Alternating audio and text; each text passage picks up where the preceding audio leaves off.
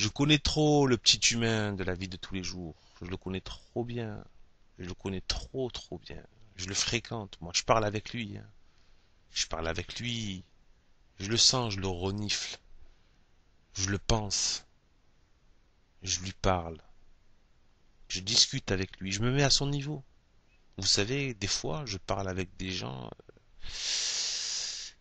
Je me laisse aller à leur discussion de foot.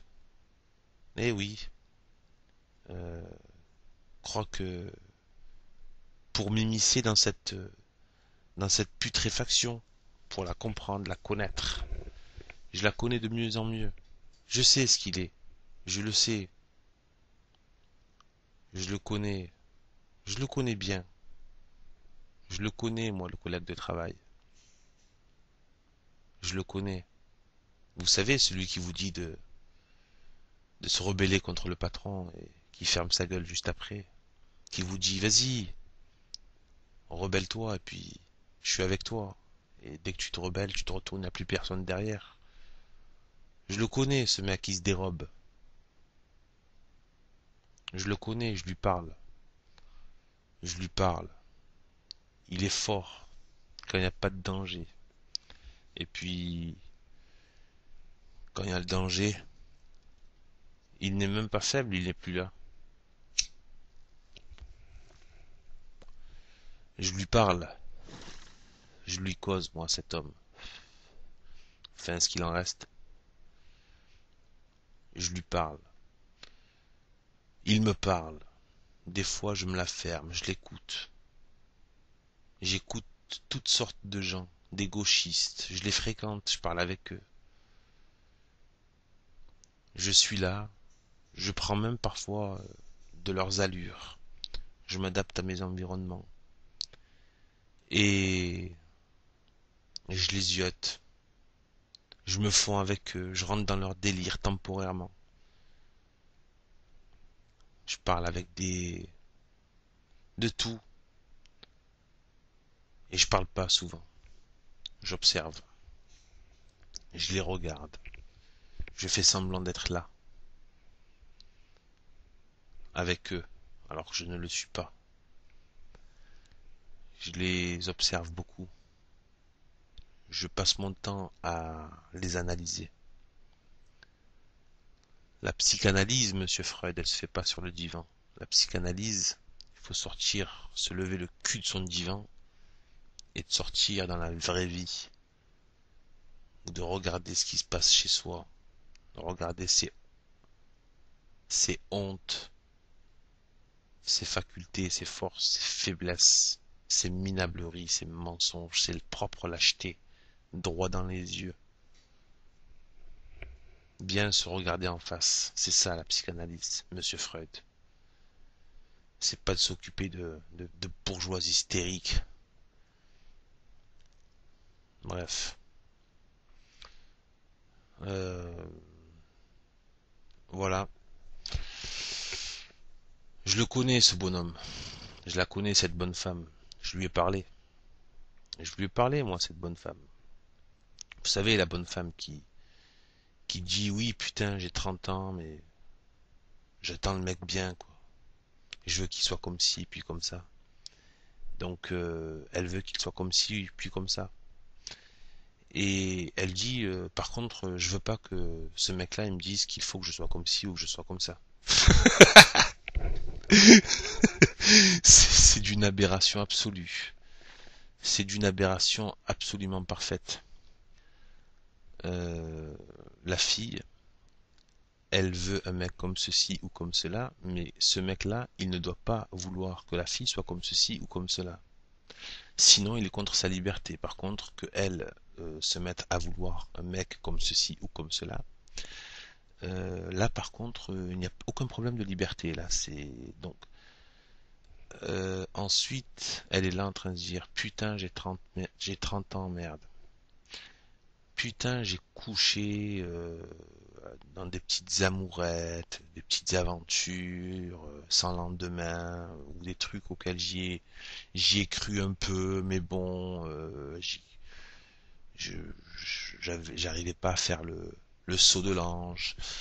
à m'engager, etc. Vous savez, toute cette, vous savez, toute cette indécision propre au fait qu'il manque quelque chose de, de solution, de solutionner. Vous savez, quand les gens n'ont pas de solution, pour pouvoir prendre une décision, il faut que cette décision s'apparente à une solution. Sinon, c'est pas, on prend pas de décision pour se créer des problèmes, quoi. C'est qu'on veut répondre aux problèmes, hein. Donc, c'est typique de notre époque où il y a une déperdition de la capacité à générer des solutions. Je la connais très bien, cette femme qui se fume des pétards de temps en temps, euh, qui, qui va sortir à droite et à gauche, qui dit qu'elle n'arrive pas à trouver de mecs bien, parce que des mecs bien, il n'y en a pas. Alors que moi, des mecs bien, je connais que ça. Enfin, que ça. J'en ai connu beaucoup. Beaucoup de mecs bien. Le problème, c'est que cette femme ne les voit pas, les mecs bien. Elle aime le cinéma. Elle aime les mecs qui lui font du cinéma. Vous savez, les acteurs, les comédiens, vous savez, ceux qui les flattent un peu, juste à peine, mais qui les méprisent un peu aussi, pour qu'elles ne se sentent pas trop non plus. Vous savez, dans le système de la drague, quand on met la femme trop sur un piédestal, après la femme a du mal à faire la cochonne. Donc ils sont très malins ces mecs-là. Ils arrivent à la fois à la flatter tout en la faisant rire, tout en la méprisant un peu pour qu'elle se sente apte à la cochonnerie. Donc je la connais très bien cette femme qui dit ne pas arriver à rencontrer quelqu'un de bien, sauf qu'elle ne le voit pas le mec bien. Il n'est pas dans le cinéma, il est simple. Il n'est pas en train de se donner des airs de petit bobo avec une écharpe qui se la raconte écolo ou un rappeur avec un bandana sur la tête ou un cadre sup avec une vie extraordinaire et du carriérisme plein les couilles ou le mec qui lui raconte qu'il est extrêmement génial et qui lui parle de la nature, qui lui parle de liberté. Alors que lui, quand il parle de liberté, c'est oui, sois libre de coucher avec moi. Euh, Après, je m'en foutrais de ta gueule, quoi. Tu vois. Une fois le coït passé, oui, je la connais, cette femme qui n'arrive pas à voir, à rencontrer cet homme bien. Le problème, c'est qu'elle ne le voit pas. Elle a trop été habituée au cinéma. Donc, elle est réceptive aux comédiens. Il y en a, mais elle ne le voit pas. Et le pire, c'est que le jour où elle rencontre cet homme. Vous savez ce qu'elle lui fait? Elle lui fait la misère si elle rencontre un homme bien. Elle le méprise. Elle ne le trouve pas assez salaud, assez, assez méprisant. Donc elle va lui faire payer. Eh bien, elle lui fera la misère au lieu de l'honorer.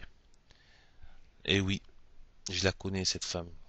Cette femme qui a écouté tous les discours féministes, qui passait ses soirées avec ses copines à mépriser les mecs, quand elle croisait des mecs, à se prendre la tête dans des petites discussions de comptoir, à dire que les mecs machin, les mecs ceci, les mecs cela, les mecs machin, la liberté de la femme, et qui a passé la trentaine sans faire de gosse, qui n'a pas fondé de foyer, qui n'a une vie, une existence sociale très limitée, qu'elle essaie de combler par des sorties, puisque une femme qui ne fait pas d'enfant, comme disait Céline,